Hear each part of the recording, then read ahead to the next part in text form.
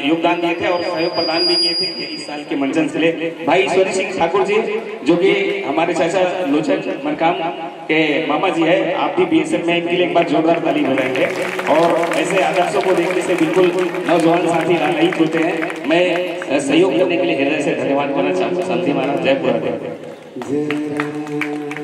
चलिए और आइए छत्तीसगढ़ के ओन पुरोधा मंच में हम आपके बीच में प्रदर्शनी का प्रयास करेंगे। भाई बड़े भैया श्री थानू राम साहू जी देवानंद जी, जो कि पुरोधा है। आप इतने वर्षों से मंचन करते आए हैं। विगत वर्ष आपने आए थे तो सबरी की जो कथा लेके आए थे वो अधूरा रह गया था, और इस बार हम लोगों ने चाहा है कि आपको बिल्कुल पूरा समय दे। और मैं भी चाहूंगा कि आप उस सबरी दाई की जो पूरा कथा है वो पूर्ण करने का प्रयास करेंगे। आपको ललाई थी सुनने के लिए। मैं बता दूं कि ये अपने रामधुनी यज्ञ करते करते ये मंदिर का निर्माण किया अपने गांव में रानी तरी में। एक बार जोरदार ताली बजाएंगे। आप लोग जब भी रानी तरी मंचन करेंगे गांव जाएंगे तो इनकी जो कर्मठ से, इनके सेवा से, इनके टीम के सहयोग से जो राशि प्रदान हुए उससे मंदिर का निर्माण इन्होंने किया है। बड़े भैया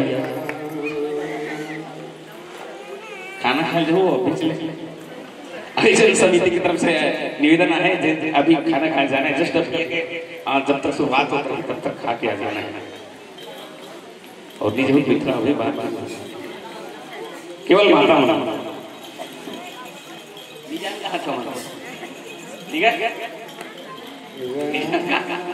चलिए साथ सब्जेक्ट के साथ जल्दी जुड़िए। मैं उसके पश्चात मैं आपको सादर पद समर्पित करूंगा।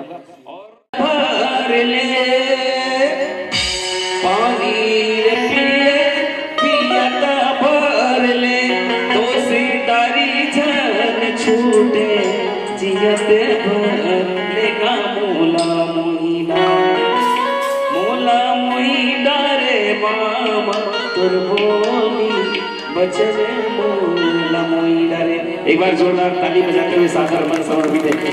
रामचंद्र की जय। बोल श्री रामचंद्र की जय। बोला लाल ही कौन? बोला सिर्फ एक जन व्यक्ति ला सकते हैं श्री राम। कौन? जिन्हा भूत निंद्र और नारी के जिन त्याग करे है श्री राम। याद रखो श्री राम, जिन भूत निंद्रा और नारी ये तीन चीज के जिन त्याग करे हैं वही है वो फूल ना ला सकते। फिर सीता ऐसे कोई भगवान राम समझावत राम। याद करो ये रामचरितमानस में ऐसा कौन व्यक्ति है श्री राम? ये रामचरितमानस में ऐसा कौन सा व्यक्ति है जिन्हें तीनों चीज में विजय पाए है? का काम है?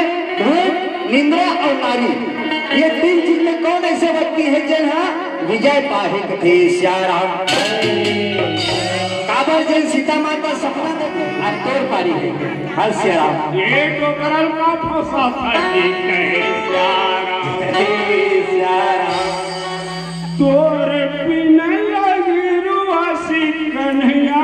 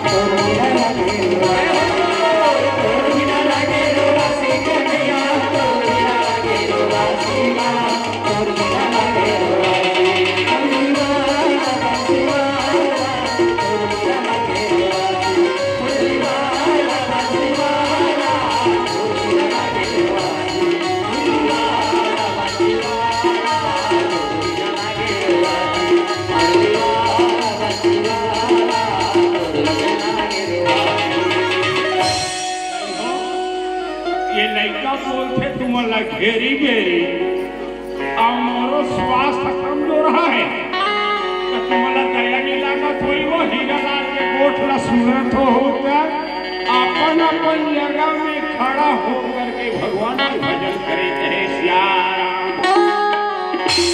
अरे ये घड़ी याद चलो खड़े हो जाओ, सही बात है अपन जगह में खड़े हो चलो।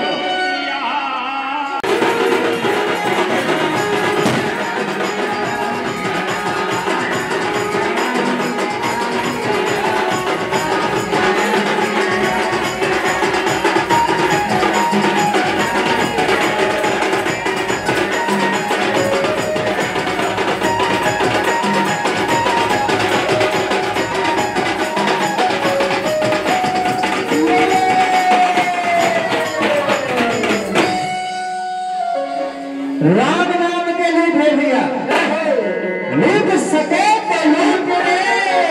राम नाम के लूट है बना, लूट सके तो लूट।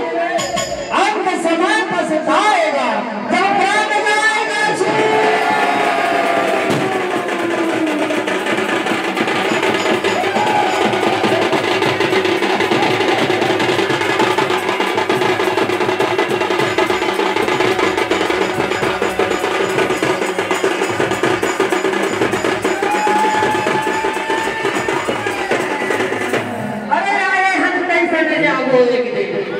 अरे झन करो मेरे बाबू मान रे। अरे आए हम कैसे न जाओ एक दिन और झन करे मेरे बाबू मान रे। धर्म कर्म न करत नहीं मेरे देखत है भगवान रे।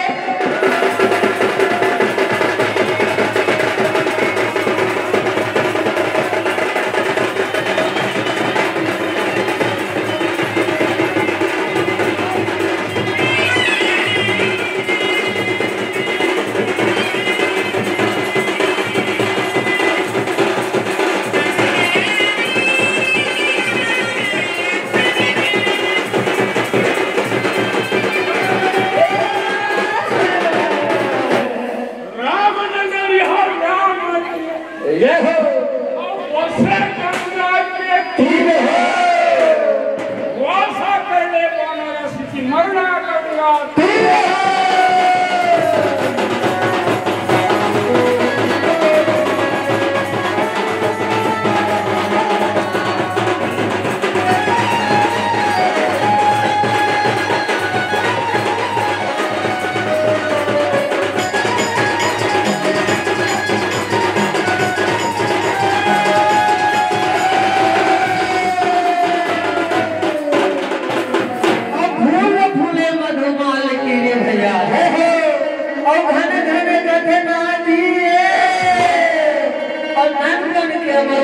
नहीं है कि निज दिन से बना दिए।